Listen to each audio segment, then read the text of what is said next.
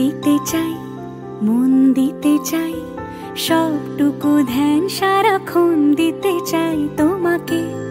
এখানে আছে পেঁয়াজ, টমেটো আর গোটা গরম মশলা যেটা তেজপাতা আর শুকনো লঙ্কা, এলাচ, লবঙ্গ অ্যান্ড অল্প জিরে। আর এখানে রয়েছে দুটো কাঁচা লঙ্কা চিড়ে নিয়েছি, আর এখানে কারি পাতা নিয়েছি।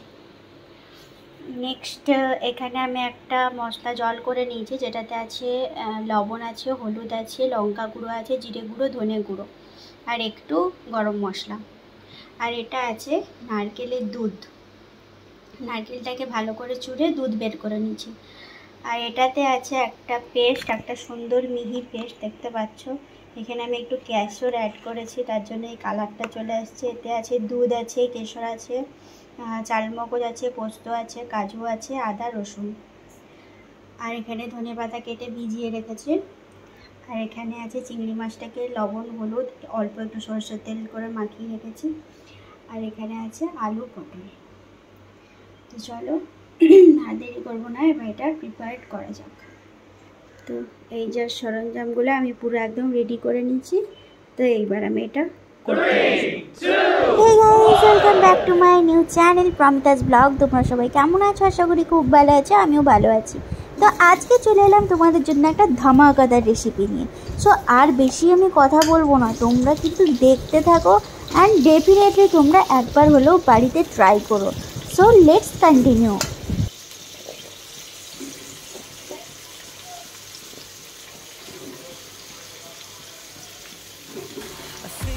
এখানে আলু পটলটা ভাজবো, তার জন্য আমি অল্প করে নুন দিয়ে দিচ্ছি। এখানে কিন্তু হলুদ অ্যাড করবে না, এখন লবণ দিয়ে কিন্তু পটল আর আলুটাকে ভাজতে দিতে হবে ভালো করে।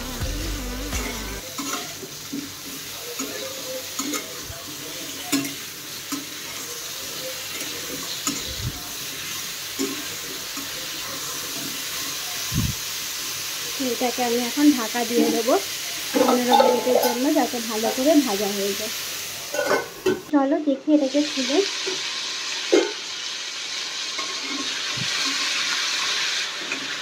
এটাকে আরও ভাজতে দিতে হবে, কারণ আমি এখানে লবণ অ্যাড করেছি।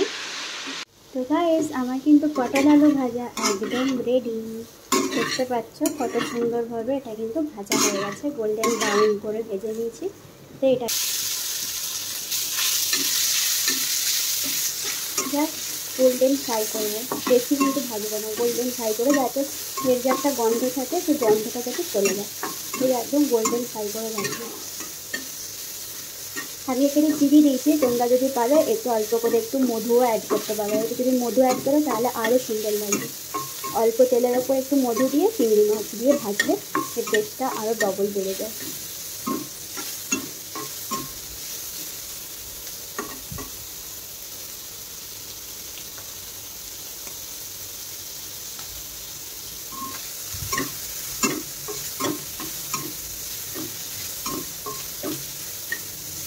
চিংড়ি মাছটা কিন্তু আমার ভাজা হয়ে গেছে। আমি আগেই বলেছি বেশি ভাজবো না, বিকজ এটাতে বেশি ভাজলে কিন্তু টেস্টটা একদম চলে যাবে, তাই আমি বেশি ভাজবো।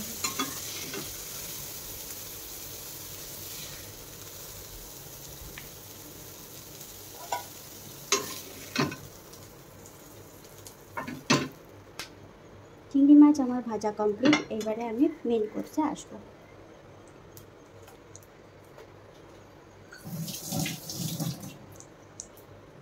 দেবো হচ্ছে সাদা তেল। এটা সাদা তেল, সরষের তেল দিয়ে আমি পুরো রান্নাটা করব। দুটো তেলই দিতে হবে, নাহলে কিন্তু টেস্ট আসবে না। দিয়ে দিয়েছি। তো এটাকে তেলটা গরম হতে দিতে হবে।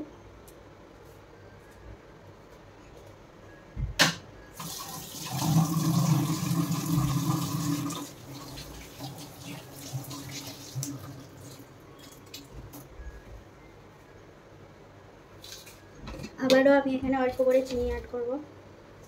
কোনো রান্নার আগে যদি অল্প করে চিনি অ্যাড করা যায় তাহলে এর কালার আর ফ্লেভার আর টেস্ট ডবল হয়ে যায়, যেটা আমি করি। আমি যে কোনো রান্নাতে চিনিটা খুব বেশি অ্যাড করি, বিকজ কালার টেস্টের জন্য ভীষণ ভালো লাগে।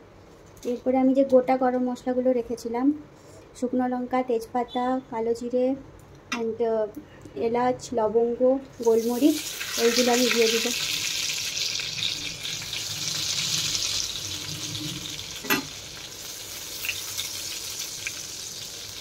এটাকে একটু গোল্ডেন ফ্রাই হতে দাও। এর মধ্যে চিনি ছিল তো, তাই এরকম হয়ে যাচ্ছে।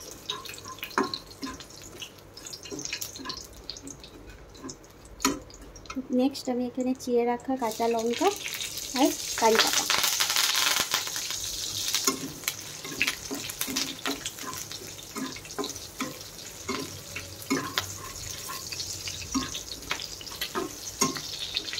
এবার এখানে যে মেন আমাদের মশলাটা থাকে সেইটা কিন্তু আমি দেবো।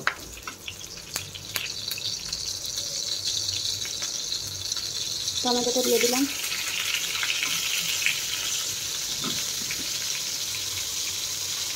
আর দেবো পেঁয়াজ। পেঁয়াজটা তোমরা বেটেও দিতে পারো, বেটে দিলে সেরকম একটা ভালো টেস্ট হয় না, বিকজ আমি আগেও করে রেখেছি, বেটে দিলে ভালো লাগে না। যতটা পারবে কুচিয়ে দেবে, কেটে দিলে বেশি ভালো লাগে। অল্প করে আমি এখানে লবণ দেবো যাতে পেঁয়াজটা গলে যায়। বেশি লবণ এখানে অ্যাড করা যাবে না, বিকজ মাছে লবণ আছে, পটলে লবণ আছে, আবার এখানেও যদি তুমি বেশি লবণ দাও তাহলে কিন্তু প্রচুর লবণ হয়ে যাবে, খেতে পারবে না। তো এটাকে আমি এখন ভাজতে দেবো, গোল্ডেন ব্রাউন হতে দেবো।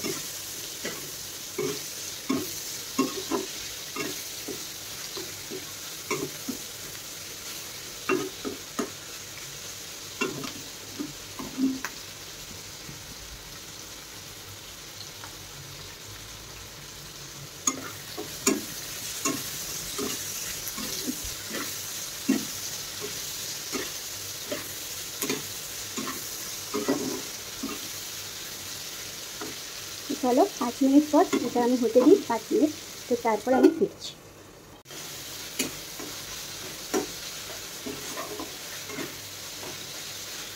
এবার আমি এখানে অ্যাড করবো এই পেস্টটা, যে পেস্টটা আমি করে রেখেছিলাম, চালমগজ, কাজু, পোস্ত, আদা, রসুন সব কিছুর এই পেস্টটা আমি এখানে অ্যাড করে দেবো। তো এইভাবে এটাকে হতে দিতে হবে। এবার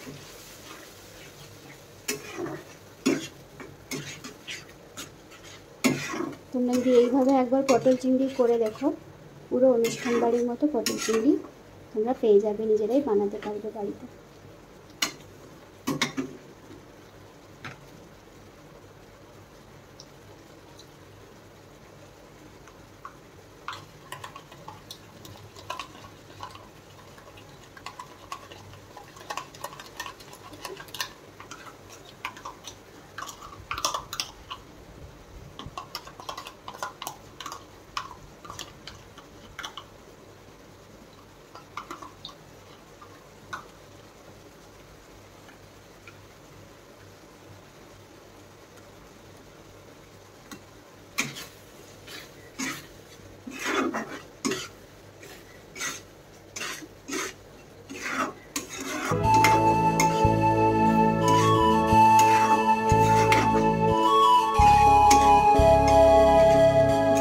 টেস্টি একটা রেসিপি তোমাদের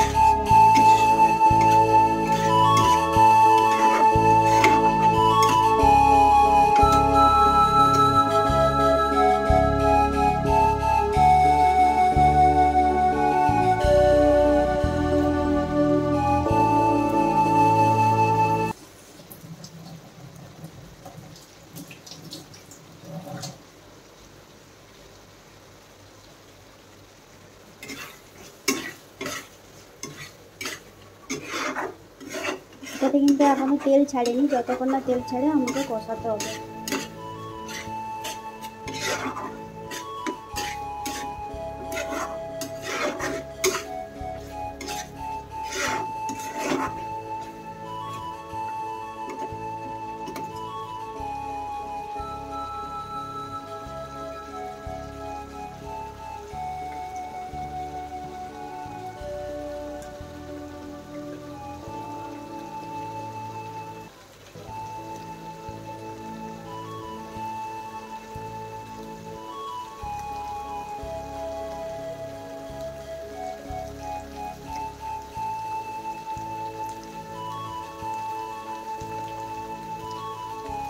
দেখো তেল কিন্তু ছেড়ে গেছে, পুরো ভেসে ভেসে এসছে তেলগুলো, দেখতে পাচ্ছ। এটা কিন্তু একদম রেডি হয়ে গেছে। তো এইবার আমি এখানে যেটা অ্যাড করবো সেটা হচ্ছে কোকোনাট মিল্ক, যেটা আমি আগেই বের করিয়ে রেখেছিলাম।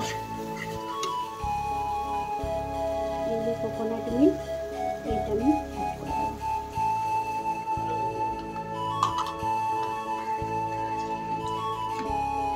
এবার এই পেস্টটাকে খুব ভালো করে ফুটতে দিতে হবে। ধারে ধারে যেগুলো মশলা লেগেছিল তোমরা এটাকে একটু ভালো করে খুন্তি দিয়ে নাড়িয়ে নেবে, দেন এটাকে খুব ভালো করে এটা করতে দিতে হবে।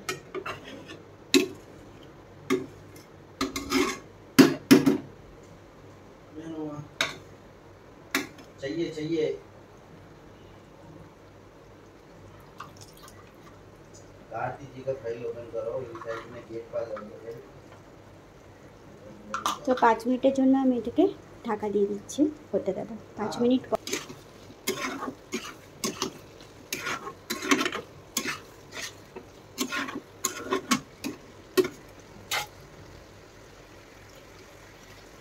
এবার এখানে আমি দিয়ে দেবো ধনে পাতা।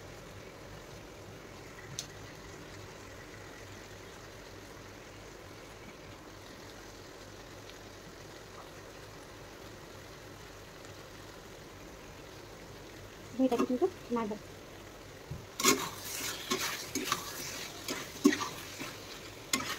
আমরা সবাই জানি ধনে পাতা করে তরকারিতে দিলে তার টেস্ট আরও ডবল হয়ে যায়।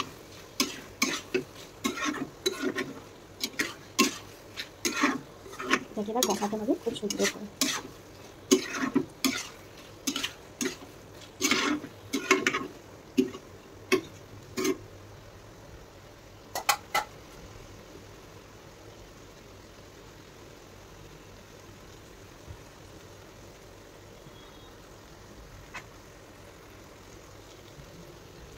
দেখো কীভাবে তেলগুলো ছাড়ছে, তেল ছেড়ে দিচ্ছে চারিদিকে।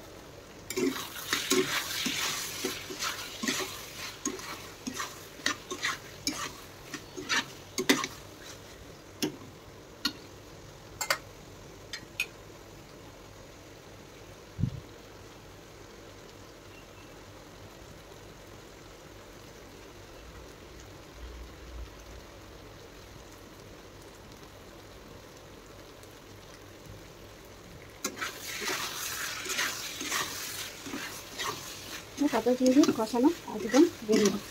এবারে আলু আর পটল সেদ্ধ হওয়ার জন্য আমি এখানে 1 বাটি জল ইউজ করবো। বেশি জল দিলে চলবে না, 1 বাটি জল দিয়ে এটাকে আবার সেদ্ধ হতে দিতে হবে।